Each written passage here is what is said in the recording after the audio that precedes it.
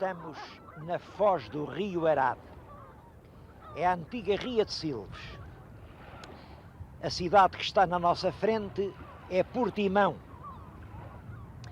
Chamava-se outrora Vila Nova de Portimão, porque realmente era uma nova povoação. Uma povoação que foi crescendo e subindo à medida que Silves declinava. Há uma relação muito estreita entre Portimão e Silves. Se houvesse cidades júniores e cidades séniores, podíamos dizer que Portimão é Silves Júnior, ou que Silves é Portimão Sénior. Foi realmente a decadência de uma das cidades que fez nascer a outra. Portimão é hoje uma povoação progressiva, importante, teve um grande surto nos primeiros anos do nosso século, sobretudo com a indústria das conservas. Foi na Grande Guerra que a sardinha algarvia se internacionalizou. As rações dos soldados eram em grande parte preparadas aqui, nas latas da sardinha. E hoje, como veem, é uma cidade turística de grande porte, Portimão. O rio que está diante de nós foi percorrido, vai fazer 800 anos. Foi exatamente nos últimos dias de julho de 1189, percorrido por uma esquadra de mais de 50 navios de longo porte que levavam um exército até Silves. Estamos a tentar repetir a viagem dos cruzados há 800 anos. O Arade era, em relação a Silves, o mesmo que o Tejo é hoje para Lisboa. E se este rio tem continuado vivo, é possível que Silves fosse atualmente uma das grandes cidades do ocidente da península. Os cruzados subiram o rio e encontraram as margens completamente despovoadas. Eles explicam porquê. É que pouco antes tinha vindo uma outra armada de cruzados, tinham atacado a vila de Alvor e dizem que não tinha escapado homem nem mulher, nem criança. Tinham passado à espada, dizem eles, 5.600 mouros, portanto, inimigos, adversários. Isto é importante porque o ponto de vista dos cruzados na guerra era completamente diferente do ponto de vista português. Para o português, o mouro era um trabalhador virtual. A terra conquistada sem braços não servia para nada. O essencial era a população. Para o cruzado, o mouro era o inimigo da fé, era uma raça maldita para exterminar. Este aspecto é importante porque o rei de Portugal era então Dom Sancho I, o povoador. Ele pediu aos cruzados para virem ajudá-lo a conquistar Silves. Silves era uma cidade muito poderosa. Mas ele veio também com as suas galés e os seus soldados para ver se evitava um massacre semelhante ao de Alvor. As peripécias do cerco foram registadas por um dos cruzados numa memória em latim. Um livro que deixa muitas dúvidas. Diz-se, por exemplo, que os portugueses não queriam combater os mouros, enquanto os ingleses e alemães lutavam e os nossos, diz aqui, o que diz é exatamente isto. Deve saber-se que em todo o tempo do cerco os portugueses não trabalhavam, nem pelejavam e tão somente motejavam os nossos por trabalharem de balde, porque a cidade era inexpugnável. Bom, o cerco durou desde o fim de julho até setembro. É claro, e foi isso que explica que os cristãos tenham conseguido entrar na cidade. Era o pino do verão e, portanto, as cisternas tinham pouca água. Os habitantes de Silves morreram vencidos pela sede. Quando entramos na cidade, vimos a miserável situação a que estavam reduzidos. Muito macilentos, mal se podiam ter de pé. Muitos andavam de gatinhas e encostados aos nossos que os sustinham. Outros estavam estirados pelas ruas, mortos ou moribundos. E por isso era insuportável o fedor que havia na cidade, assim dos cadáveres das pessoas como dos animais. Esta conquista foi a liquidação definitiva da grandeza de Silves, da sua vida como capital esplêndida.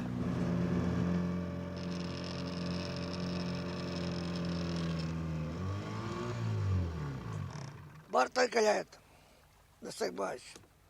O rio que há 800 anos permitiu a passagem da armada dos cruzados, agora não dá caminho nem a uma pequena lancha como esta em que nos encontramos. Este assoreamento, que aliás é geral nos rios do Algarve, é que explica a decadência inexorável de Silves. Depois do traumatismo brutal da conquista cristã, que não deixou viva alma dentro dos muros, o rio começa a assorear e as várias tentativas que os reis não deixaram de fazer para reanimar a cidade falharam todas. Silves, depois do terremoto, tinha apenas 10 casas de pé.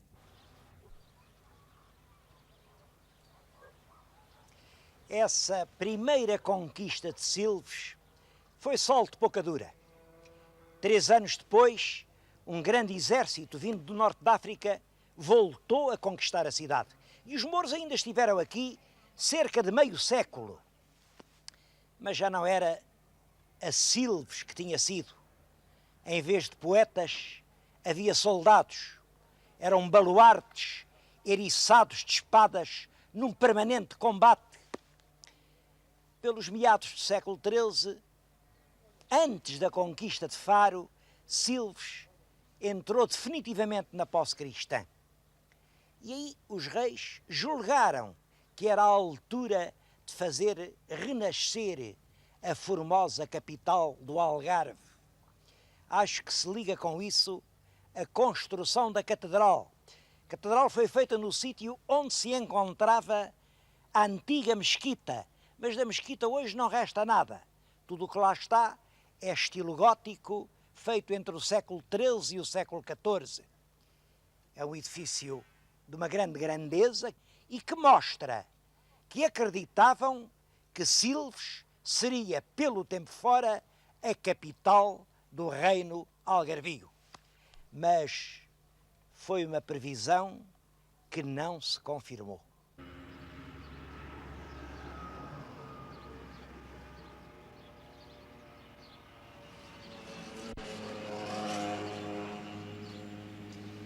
O rei Dom Manuel fez uma tentativa para reanimar a vida da cidade.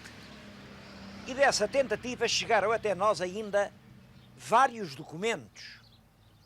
Um deles é o foral, um novo foral concedido em 1504, com muitas garantias para, enfim, encorajar esta terra que se sentia morrer.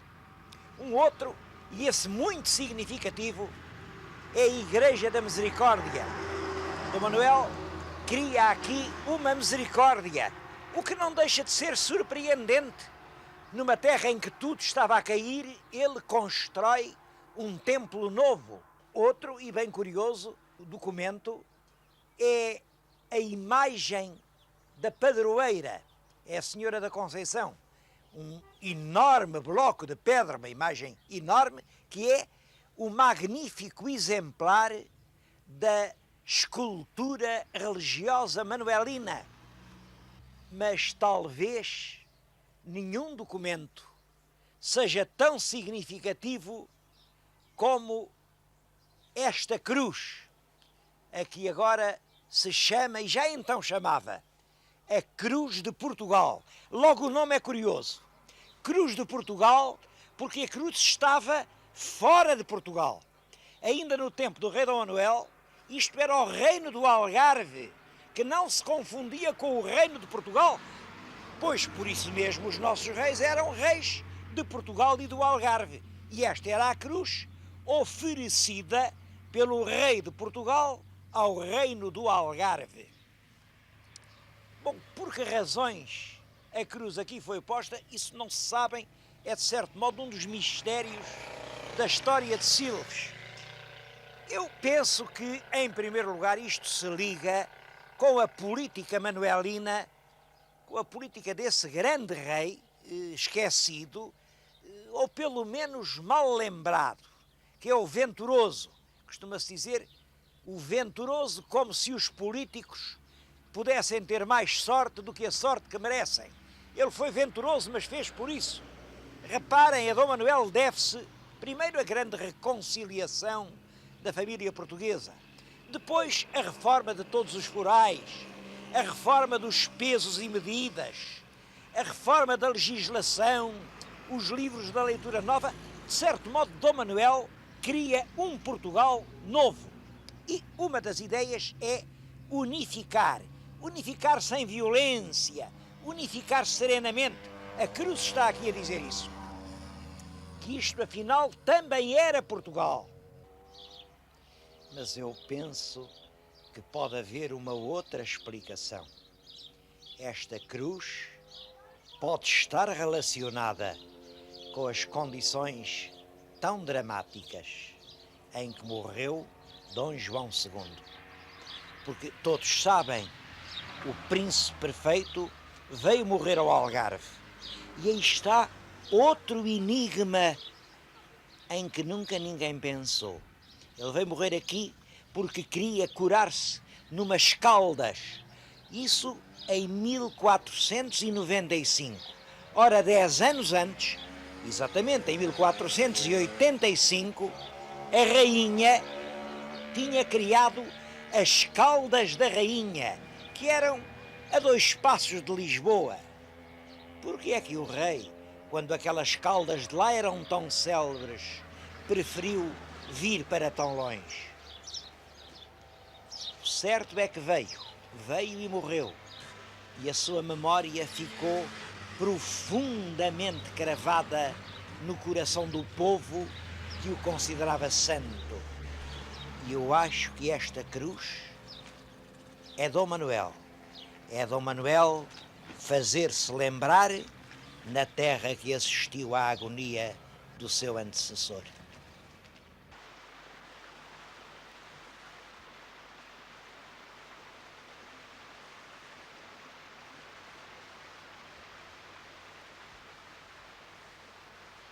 Depois da conspiração dos nobres, ele passou a vida a fugir da morte. Em tudo receava uma traição, em tudo suspeitava uma vingança. Eu penso que ele não tinha a consciência muito tranquila. O Duque de Bragança, já com o pé no cadafalso, tinha-lhe mandado aquele recado que se estava a revelar terrivelmente verdadeiro. Cautela, temor sem amor não aproveita a ninguém. Ele estava a sentir agora, à sua volta, uma atmosfera de terror. E acho que foi por isso que, exatamente no fim, se veio meter aqui, neste calcanhar no mundo, neste buraco, que era já, considerava-se até um outro reino.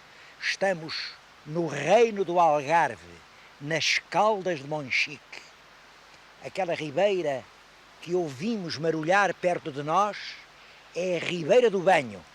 E dizia-se e parece que há alguma verdade, que eram águas santas que curavam todas as moléstias. Dom João II veio aqui, dizem que para ver se curava. Mandou à frente um escudeiro que tinha hidropisia. Hidropisia era uma doença um bocado misteriosa que os médicos chamavam a todas as questões gástricas hidropisia. E o escudeiro veio e voltou curado, sem dúvida. Então, vem para aqui, Dom João II, passou aqui alguns dias, tomou 4 banhos, sentiu grandes melhoras e chegou a sair para ir à caça. Ia muito embuçado, com a cabeça coberta, como não era costume dele.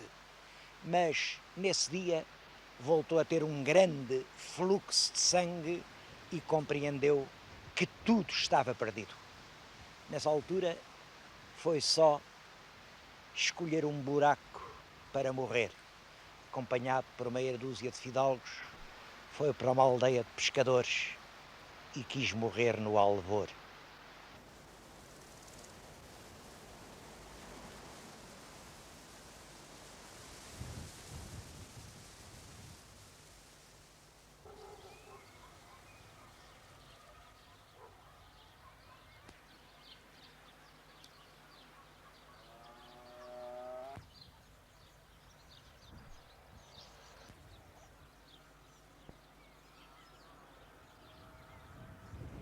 Aqui em Alvor não existia passo real, de forma que Dom João II foi instalar-se nas casas de Álvaro de Ataíde e esteve aqui ainda há alguns dias. Foi uma agonia prolongada e dolorosa. Ele mandava recados ansiosos à rainha, que tinha ficado em Alcácer do Sal, a pedir-lhe que viesse acompanhá-lo nesse momento supremo, mas a rainha não cedia. Mandou recados ao primo e herdeiro do trono, Dom Manuel, e esse chegou a meter-se a caminho, chegou até Colos, que é mais ou menos meia distância entre o Algarve e Alcácer. Como sabem, Dom Manuel era irmão da rainha, e a rainha mandou-lhe ordem terminante que voltasse atrás, que não viesse a encontrar-se com o rei que agonizava. Dom Manuel obedeceu. Entretanto, o rei sabia que ia morrer e tinha uma preocupação: morrer como viveu, de olhos bem abertos.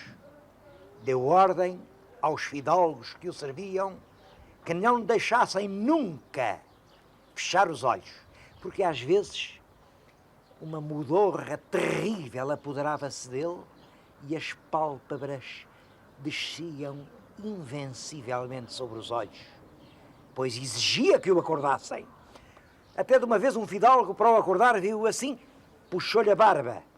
Ele repreendeu e disse: acordar-me, sim, mas como a um rei. Eu não tenho um pé que tu possas fechar. Quando sentiu que a morte estava perto, mandou, sob a sua direção, transformar o quarto em câmara ardente. E a morte chegou por fim no dia 25 de outubro do ano de 1495. Era um domingo, perto do pôr do sol, exatamente como agora. Morreu o rei Dom João II, o homem que disse não a Colombo o único príncipe do seu tempo que sabia de que tamanho era o mundo, e um homem que marcou definitivamente o destino português.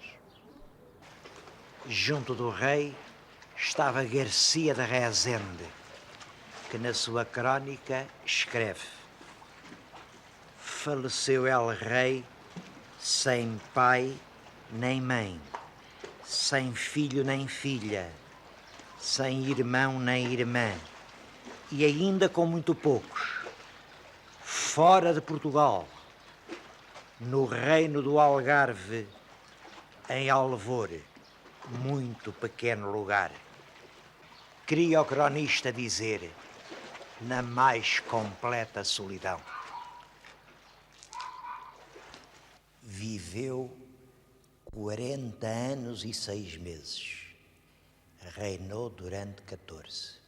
Por qualquer razão que eu não conheço, não o levaram a enterrar na batalha, onde, todavia, tinha um sepulcro à espera. Trouxeram-no para aqui, para o altar-mor da Catedral de Silves. E aqui esteve, desde 1495 até 1499, ano em que veio o rei Dom Manuel, vem a corte toda para fazer a transladação solene. Mas então começa o prodígio. Levantam a grande pedra. Está o ataúde de madeira já semi-destruído pelo tempo, mas dentro dele, alvo e branco, intacto como na hora em que morreu, está o corpo do príncipe perfeito. O povo apodera-se das tábuas do esquife, transforma-as em pequenas esquírulas que levam como salvatérios, como se fossem santos lenhos. E o cadáver é então transportado para a batalha. Esteve lá cerca de 70 anos, até que Dom Sebastião mandou abrir de novo o túmulo para ver os despojos mortais do seu antecessor. Mas ele continuava na guerra contra a força do tempo, e 70 anos depois da morte, o corpo continuava interrupto. Deu-se então aquela cerimónia fúnebre. Dom Sebastião manda tirar o cadáver do sepulcro, manda-o pôr de pé, coloca-lhe a espada entre as mãos e mais, dá ordem ao Duque de Aveiro, que era neto daquele pobre Dom Jorge e, portanto, bisneto de Dom João II, para, de joelhos, beijar as mãos do cadáver. Foi, aliás, com Dom Sebastião que Silves desceu mais um degrau na sua ruína crescente. Foi a perda da diocese. Os cônegos queixavam-se, o assoreamento extravasava o rio em pântanos e havia febres. Eles diziam que o clima era insalubre, não queriam estar aqui. Então discutia-se qual havia de ser a capital do bispado do Algarve. Uns diziam que o melhor era Lagos. Lagos tinha um bom templo, mas havia os ataques constantes dos corsários. Outros preferiam Tavira, mas a igreja de Tavira era pequena, a cidade era bonita, mas não havia templo. E então surgiu a ideia de Faro. Faro, sim, tinha uma igreja que, embora não feita para catedral, sempre podia remediar por algum tempo. Tempo que chegou até agora. A atual sede do Algarve é a antiga matriz de Faro. E este grande templo deixou de ser catedral.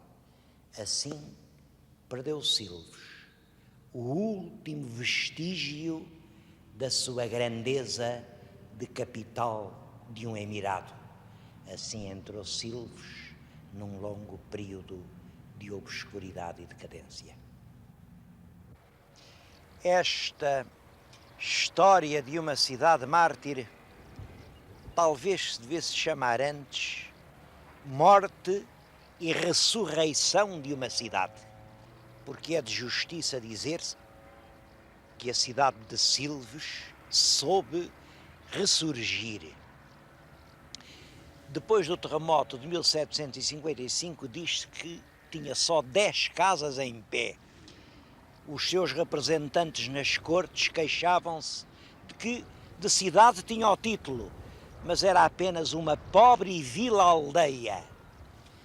Mas com as mudanças do fim do século passado, com a construção das estradas, com o comboio, com as obras públicas do fontismo, recuperou em grande parte o tempo perdido e voltou a ser uma cidade populosa e ativa.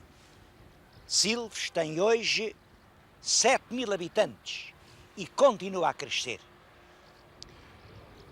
Vai fazer 800 anos que foi a primeira conquista cristã.